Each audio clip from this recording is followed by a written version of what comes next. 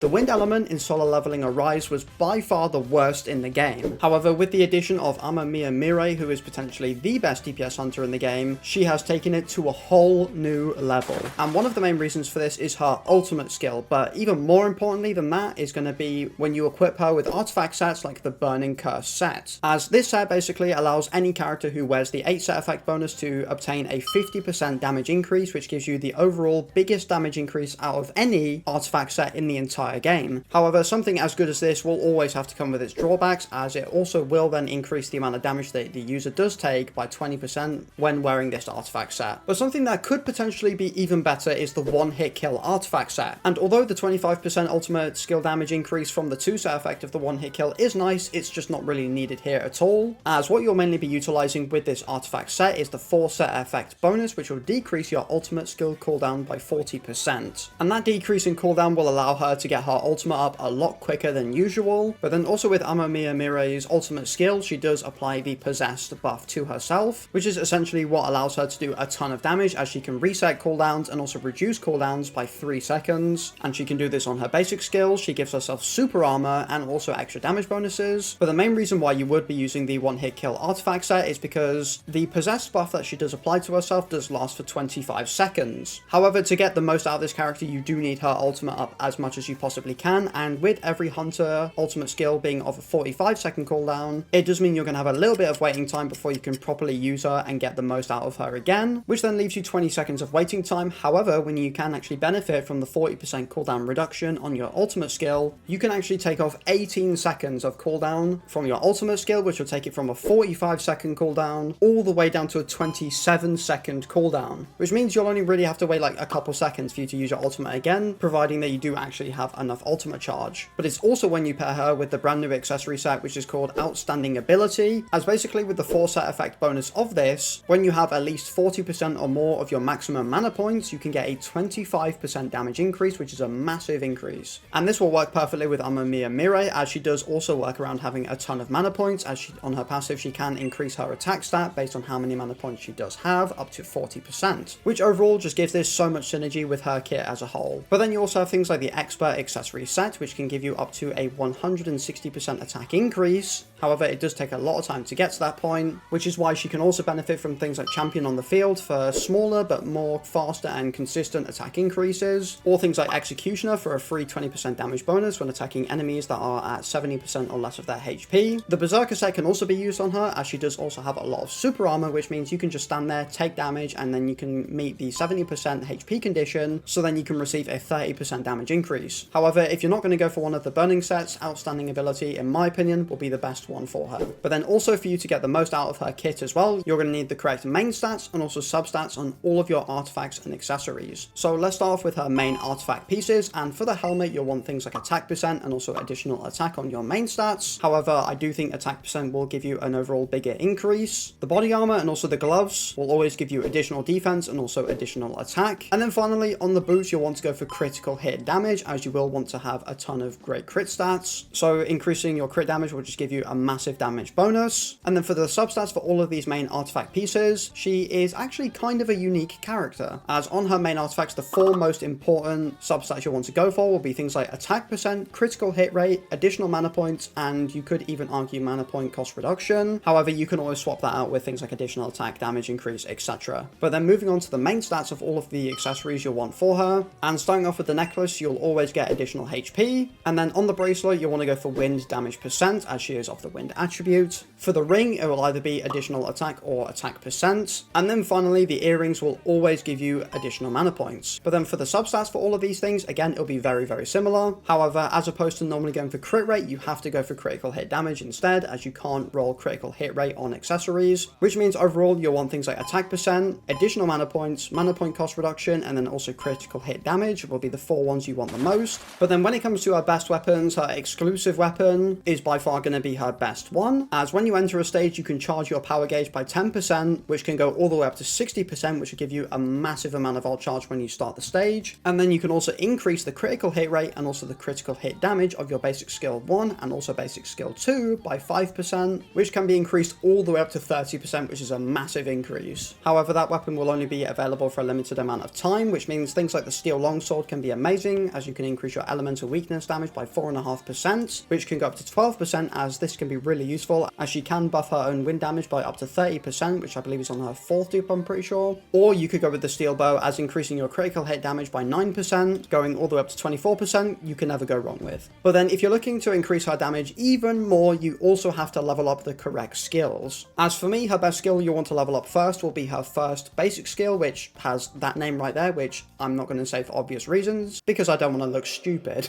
But essentially what this will do, it will take just over 1,500% of her attack as damage, which can be increased to 2,325% of her attack, and this will be able to increase your power gauge by 15%, which essentially all it will do will give you 15% ultimate charge. And the reason why you want to level this up the most is because she resets both of her basic skill cooldowns on her ultimate, which is why her second basic skill is the next best thing for you to level up, as it has the same damage ratios, same cooldown, same literally everything, apart from the fact that it does inflict knockdown as opposed to airborne, and it doesn't give you 15% ultimate charge. And then the third best skill I'd recommend leveling up is going to be her basic attacks, as like I've mentioned before, she will use a lot of those thanks to needing to use them in order for you to reset her skill cooldowns, which will overall make them very good, which will then also make her core attacks very good as well, as you can increase the damage of this from 920% going all the way to 1,380% of her attack as damage. And then as for the QTE skill and also the support skill, again, it doesn't really matter too much, as you don't really use them very often, as they do have very long cooldowns and only have very niche purposes. And then finally, with her ultimate skill, you don't really need to level it up at all, as the main important thing about this ultimate skill is applying the possessed buff. And when you level up this skill, all it will do, it will change the damage that the ultimate skill damage will actually do, and it won't actually affect anything to do with the possessed buff, which overall doesn't make it as worth it as all of the other skills I've previously mentioned, but obviously you still can level it up to gain a good amount of damage. But then for her best teams and synergies, it's very clear with the recent buffs to Wu Jinchul that he is definitely going to be one of the best supporting characters that will work very well with Amamiya Mirei, and this is thanks to the buffs on his own exclusive weapon, as they basically buffed it to basically say when the enemy enters the break state, all of your team members' wind damage will increase by 4%, which can go all the way up to 12%. However, it won't apply to Wu Jinchul, I believe, but what is actually crazy about this buff is that it's actually infinite, which means you get a permanent 12% wind damage increase, which then leaves you to put in a support in your team. And of course, Min Byung-gu will probably be the best support for her in the game, as he does support with a ton of crit buffs and just damage buffs and just all that stuff in general, but also the fact that with his QTE skill, he can increase all of your team's power gauge by 50%, which will be very beneficial, as Amamiya Mirei is going to need as much ultimate charge as possible, so with Min Byung-gu speeding up that process, it will make your life a lot easier. Which then finally leaves me to talk about all of the best shadows that you want to use with her. And for me personally, by far the best Shadow Authority leader for her will be Igris, as this is essentially just because that Igris can increase all of your team members' critical hit rate by a set amount depending on what rank you have him at. And then alongside Igris, Serbi, which is the brand new Cerberus Shadow, is also going to be very, very good. But the main reason why we're bringing the brand new Shadow Serbi is because it can apply a damage over time effect called Combustion, which will deal damage equal to 50% of the user's attack every 3 seconds, which is whatever, it's nothing too crazy. However, the main benefit from this is that you can apply a permanent 5% increased damage taken debuff, which will be very useful. Which then leaves me with the final shadow on this team, which is going to be Iron. And overall, I think this setup will be the 3 best shadows for you to use pretty much with any team in the game, as Iron's basic skill Charge Iron can apply a defense decrease, which if you use the team of Jinchul, Min Byung-gu, and also Mirei, you cannot apply any defense decreasing, so